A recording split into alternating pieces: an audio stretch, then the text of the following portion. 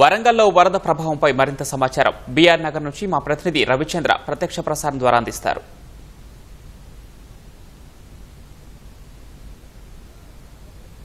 వర్షం తగ్గింది, వరద కూడా కాస్త తగ్గుముఖం పట్టింది. కానీ వర్షం కారణంగా మిగిల్చినటువంటి నష్టాన్ని నుంచి మాత్రం వరంగల్ వాసులు తేరుకోలేకపోతున్నారు. ఈ తుఫాను మాకు వ్యధ మిగిల్చిందని వారంతా అంటున్నారు. ఇప్పటికీ కొన్ని ప్రాంతాలు, ముఖ్యంగా హన్మకొండ నుంచి వరంగల్కి వెళ్లే ప్రాంతాల్లో నిన్నటితో పోలిస్తే ఇవాళ వరద నీరు తగ్గుముఖం పట్టింది. దీంతో రాకపోకలు సాగుతున్నాయి. అయితే లోపల కాలనీల్లో మాత్రం ఇంకా కొన్ని చోట్ల వరద నీరు ఉన్నా మరికొన్ని చోట్ల ఈ వరద మిగిల్చినటువంటి నష్టం నుంచి వాళ్ళు మాత్రం తేరుకోలేకపోతున్నారు. ముఖ్యంగా చాలా చోట్ల మొత్తం సర్వం ఈ ఇంట్లో సామాను తడిసిపోయింది. దాంతో వాళ్ళంతా కూడా ఆవేదన చెందుతున్నారు. మనం ప్రస్తుతం ఇటు బీఆర్ నగర్ కానీ, సంతోష్ మాత కాలనీ కానీ, లేకపోతే సమ్మయ్య నగర్, పోతనగర్ తదితర ప్రాంతాల్లో వరద మిగిల్చినటువంటి నష్టాన్ని నుంచి వాళ్ళంతా కూడా ఇంకా కోలుకోలేకపోతున్నారు. ఇక్కడ మాకు ఎలాంటి సరుకులు అందలేదు, ఎలాంటి ఆహారం అందలేదు. ఇప్పటి వరకు కూడా మాకు వచ్చిన వాళ్ళు లేరు. ప్రస్తుతం దీని కారణం బొందివాగు ఇంజనీర్ల తప్పిదం వల్ల. బొందివాగు ఎక్కడైతే ట్యాంక్ బండ్ కట్టారో, ట్యాంక్ బండ్ దగ్గర భద్రకాళి బండి ఎక్కడైతే కరెక్ట్ చేసారో, భద్రకాళి బండ్ కట్టిన కాంచి ముప్పు సమస్య ఎక్కువైంది. ఏదైనా బొందివాగు నాలా ఉన్నదో ఎప్పుడైనా మీరు భద్రకాళి బండి నుండి చెర్ల కావాలి నష్టం జరుగుతుంది మాకు. ఎప్పుడు వచ్చినా ఈ వరద ముప్పు, ఒకవేళ ఒక ట్యాంక్ బండ్ ఒకటి బరాబరి మీరు వరద ముప్పు లేకుండా చేస్తే ఇక్కడ ఏ సమస్య ఉండదు. వస్తే 10 నిమిషాలు ఉంటే వెళ్ళిపోతాయి అంతే తప్ప. కానీ రోజుల తరబడి ఇంత నష్టం వచ్చినప్పుడు అలా ప్రతి నష్టం చిన్న వర్షానికి కూడా వస్తుంది. ఒకప్పుడు రాకపోయేది. ఇప్పుడు 30 సంవత్సరాల నుండి ఇప్పుడు 2 సార్లు వచ్చినాయి. దీనికి కరెక్ట్ అయిన సమస్య, దానికి ఉన్న ప్రాబ్లం అంటే బొందుబాగు ట్యాంక్ బండ్ ఇంజనీర్ తప్పిదం వల్ల ఏదో రామన్నపేట నుండి చిన్న మోర్లకే పోవాలంటే మా ఒక్క గల్లీ నీళ్లు పట్టాయి రామన్నపేట మోర్లే. ఏదైనా ఉంటే బొందుబాగు కాడ కరెక్ట్గా మీరు సెటల్ వేస్తారా, గేట్లు పెడతారా, పైప్ లైన్ వేసి బయటికి వేసుకుంటారా, అదొక్కటి చేసేదానికి సమస్య తీరది. దీనికి ప్రధాన కారణం ఇంజనీర్ల తప్పిదం వల్ల జరగడం జరుగుతుంది. వరద తగ్గినా కూడా ఒక్కరింట్లో వరద పోయింది, బురద ఉన్నది. ఆ బురద కడుక్కోవడానికి కూడా ఇంతవరకు నీళ్లు లేవు. ఇక ఇదే బురద నీళ్ళు తీసుకోవడం జరుగుతుంది, కట్టుకోవడం జరుగుతుంది. ఇప్పటి వరకు ప్రతి ఒక్కరికి అన్ని నిత్యావసరాలు అన్ని తడిచిపోయి ఉన్నాయి. ఇప్పుడు ఓన్లీ బురద కట్టుకోవడం జరుగుతుంది.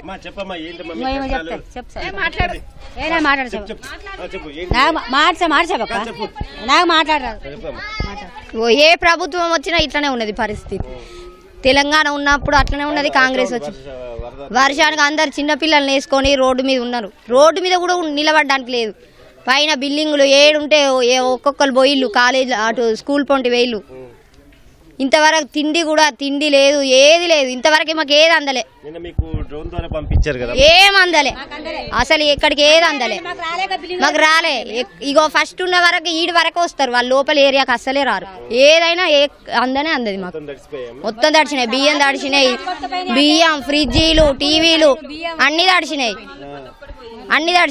ఇప్పుడు ఒక్కరింట్లో 50,000 నష్టం వచ్చింది. ప్రతి ఒక్కరికి 50,00,000 వచ్చింది. మేము కూలికే పోతాం, పనికే పోతాం. జాబులు ఎవరికి లేవు ఇక్కడ. అందరు 8,000, 9,000, 6,000 నుండి స్టార్ట్ అంతే. మాకు నీళ్లు వచ్చినాయి. మాకు ఇంతవరకు ఎవరన్నా ఇద్దరు ఇప్పుడు కాడికి వచ్చి 10 మందికి ఇచ్చిండ్రు, సడగపోయిండ్రు. 4గురికి ఇచ్చిండ్రు. పెద్ద బిల్డింగ్ కోనికి 4-5 సార్లు ఇచ్చిపోయిండు. మాకు తిన్నామంటే కూడా మాకు ఏం లేకుండా అయిపోయింది. తెమ్మంటే కూడా ఆటే పోయిండు అంతే. వాళ్ళకి ఇచ్చిన పోయిండు మొత్తం తడిసిపోయాగో. ఇంతవరకు కూడా ఇంకా ఉన్న వాళ్ళు ఇంకా అంత చేసి సామాన్ అంతా బయట వేసినప్పుడు బియ్యం అన్ని మొత్తం తడిచినాయి. కరెంట్ ఎక్కడ? కరెంట్ లేదు, ఏం లేదు మాకు. నీ 2 రోజులు కరెంటే లేదు. కరెంటు లేదు మాకు. ఎవరు వచ్చిన వాళ్ళే లేరు, చూసిన వాళ్ళే లేరు. మమ్మల్ని మాకు చూసిన వాళ్ళే లేరు. ఇప్పుడు ఇంతవరకు నీళ్లు గుంజినా కూడా అయ్యో మరి వాళ్ళకి నీళ్ళు వచ్చినాయని కూడా లేరు.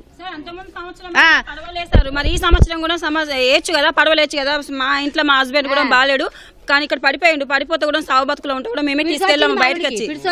ఇది మంచిది కాదు కదా అండి, ఇట్లా చేయాలి కదా, మమ్మల్ని కూడా చూసుకోవాలి కదా. అంటే అన్ని వచ్చినాయి, అన్ని వార్తలు వచ్చినాయి. అందరి దగ్గర వచ్చినప్పుడు మా దగ్గర కూడా వచ్చినాయి కాబట్టి మమ్మల్ని కూడా చూసుకోవాలి. నీళ్ళలు ఉన్నారు, పడవలో గిడవలో పంపించి మమ్మల్ని బయటికి తీసుకుపోవడం. తిండి ఎట్లా అయినా తిండి కోసం కాదు ఇబ్బంది పడేది. మా ఇంట్లో సామాన్లు పాడైనాయి, మేము పాడైనాం, మనుషులు కూడా చనిపెట్టట్టు అయిపోయినారు. అది మంచి పద్ధతి కాదు కదా అండి. చాలా చాలా నష్టపోయాం. మేము కూలి పనికే వెళ్తాం. మేము పొద్దున్న లేసి కూలి పని చేసేవాళ్ళం, ఇన్ని సామాన్లు పాడైతే ఇప్పుడు మెట్ల చేయి తిప్పుకోవాలండి. ఇది మంచి పద్ధతి కాదు. సార్లు కూడా మీరు కూడా ఆలోచించాలి. మమ్మల్ని ఏది లేదు అసలు, అన్ని అయిపోయినాయి, అన్ని సామాన్లు. మా ఇంట్లో సామాన్ మొత్తం కొట్టుకపోయింది, బియ్యం గియ్యం ఏం లేవు.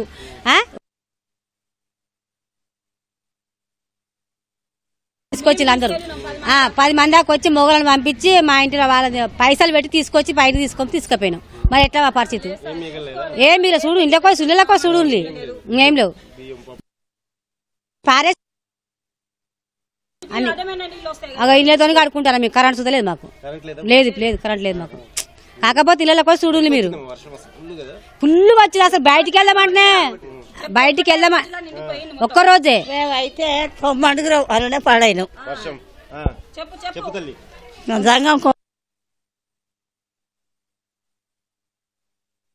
మనోరాలకు 4 పిల్లలు, మగోడు 5, వాళ్ళ అత్తసన 6, మేము 3. ఇంతమంది వాళ్ళనే నీళ్ళలో వచ్చినాం. ఇక మాకు లోన్లు ఇస్తానంటే మేము ఇప్పలే. దర్శనం కారపొడి దర్శింది, అన్ని దర్శినాయి. ఇల్లు ఏమన్నా ఆధారం లేదు, ఇల్లుకు ఏం ఆధారం లేదు. బాధ్యత అంతా నష్టపోయినాం. అన్ని పోరాటం లేదు అన్నట్టు, ఆధారం లేదు పెట్టేందుకు. ఓ సజ్జలు లేవు, ఏమి లేవు. ఇల్లు లోన్ ఇస్తానని. ధన్యవాదాలండి. ఇప్పుడు ఈ తుఫాను తర్వాత మిగిల్చిన విషాదం నుంచి కోలుకోలేకపోతున్నామని చెప్పేసి బాధితులు చెప్తున్నారు. దాదాపు 3,000 మంది పైగా పునరావాస కేంద్రాలకి తరలించి సహాయక చర్యలు కొనసాగిస్తున్నారు. ఇక ఇవాళ ముఖ్యమంత్రి రేవంత్ రెడ్డి మధ్యాహ్నం వరంగల్, హన్మకొండ జిల్లాల్లో పర్యటించున్నారు. ముందుగా వరంగల్, హన్మకొండ అలాగే హుస్నాబాద్ ఏరియల్ సర్వే చేస్తారు. ఆ తర్వాత వరంగల్, హన్మకొండలోని రంగంపేట, సమ్మాయి నగర్, అలాగే పోతర నగర్లో వచ్చి వరద మిగిల్చిన విషాదాన్ని ఆయన ప్రత్యక్షంగా చూడనున్నారు. అలాగే అధికారులతో కూడా వరంగల్ నగరానికి మళ్ళీ మరొకసారి వరదలు రాకుండా ఏం చేయాలి, అలాగే ప్రస్తుతం బాధితులకు ఎలాంటి సదుపాయాలు సమకూర్చాలి, ఏం చేయాలన్నది ఆయన అధికారులతో కూడా సమీక్షిస్తారు. ఆ తర్వాత ఈ సమీక్ష ముగించుకొని సాయంత్రం 4 గంటల సమయంలో ఆయన తిరిగి హైదరాబాద్ వెళ్తారు. Over to studio.